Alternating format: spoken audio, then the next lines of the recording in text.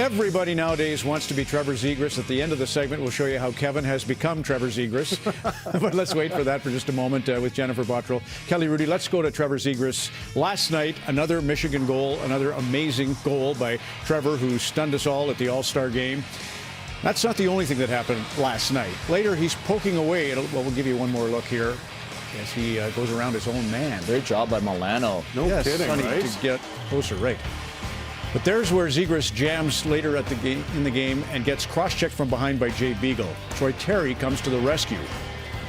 And this led to a terrible eye injury for Troy Terry. He's going to be okay, but he was really bloodied and cut up badly in a very one-sided fight.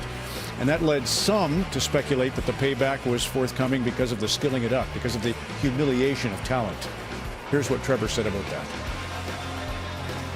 I'm embarrassed for whoever that was. I'm not going to say his name. And I think the league should step in here and do something about it. Was the puck loose when you kind of jabbed at it? And 100% loose. And I get you're going to hit me in the back, but you don't punch a guy when he's down, especially a 32-goal scorer in the NHL who's a superstar. I think it's embarrassing. I think it's a bad look for the league. And for the player that did it, it's humiliating.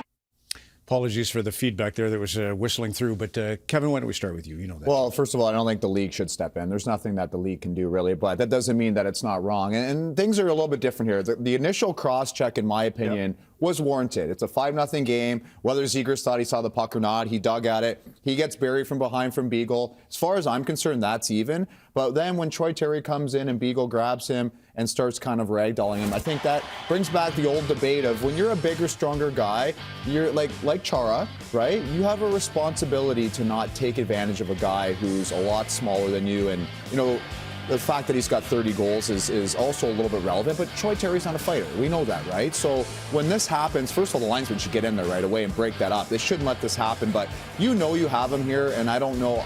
I just could never pound a guy that I knew was inferior to me in fighting like this. So not very happy about it. I'll let you guys get in. I think it's...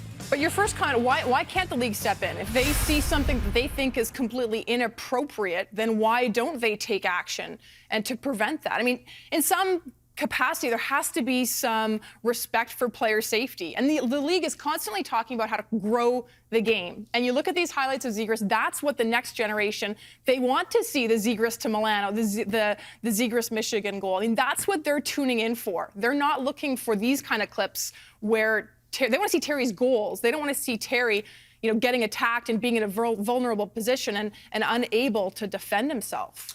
I agree with Zegras, too. It is an embarrassment for the league in the sense that this game is no longer like it once was. You know, first of all, Beagle comes in, and I have no problem with that cross-check. It wasn't even a hard one. Then Terry comes in, and it should have just been a scrum from that point on. And Beagle had no business really dropping the gloves. And after you mentioned it, Kev, when there's no resistance from Terry, he didn't even drop his gloves. You know, that at that point he has to stop. So, and I'm also in agreement with you. There should be maybe a one-game suspension. So just the messaging has to look right. What do you say it though? What's the suspension for? Like, I don't like it. I don't like it at all. But like, how do you suspend a guy excessive for fight? Yeah, Excessive fight. 1 to 2 so now games you're gauging like guys Troy Terry versus Beagle. Is that like?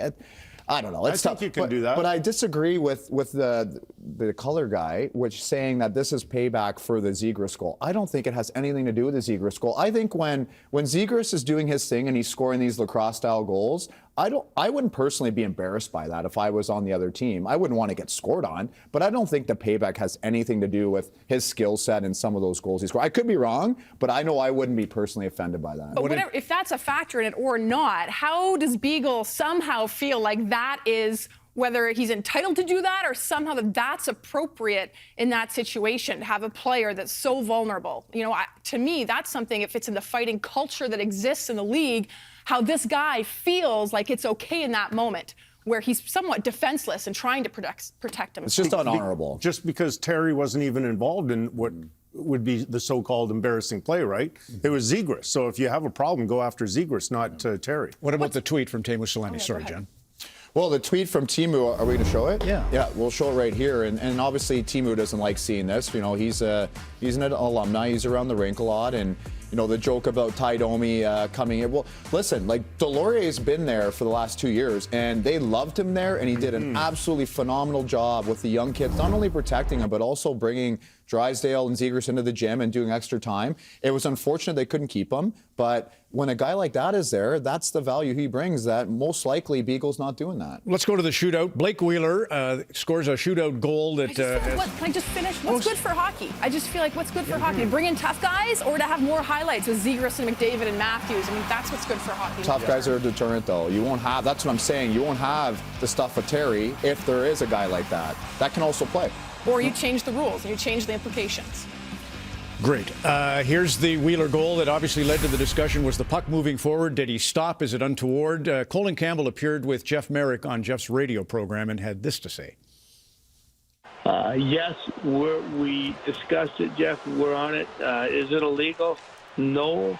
Was it close to him almost stopping? Yes. Did he stop? That's arguable and debatable.